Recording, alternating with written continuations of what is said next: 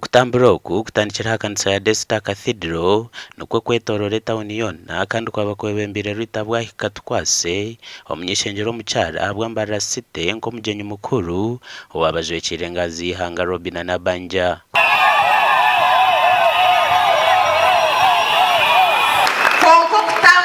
Yesu walking for Jesus. Enjira itwasiga twamuroku yashashanuka yajanja. The gospel we've spread, it is enough and the people can feel it.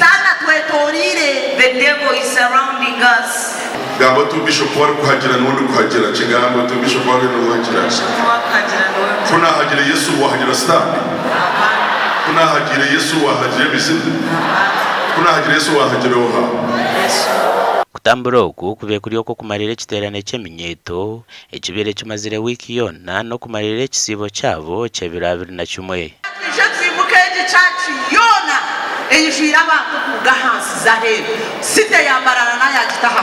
Now if we get people from all countries around here, Bishop Ibrahim nakora umurimo gwa ruhanga bonka nakora n'umurimo gw'entashya ya government.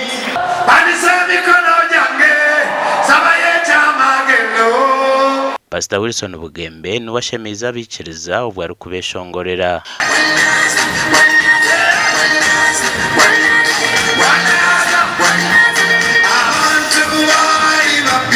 Omugandi omushuganisa mukuru w'obureberezi bwa World Evangelical Mission omuyihanga Bishop Abel Kanyankore ahigira abarokore kora namani omuri cyenjojo.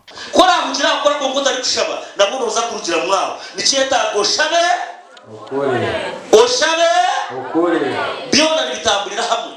Ebi yabigambira ha mukoro gukombeka kanisa ya Rwibare Christian Fellowship omuri Butunduzi Town Council mu district ya Cyenjojo.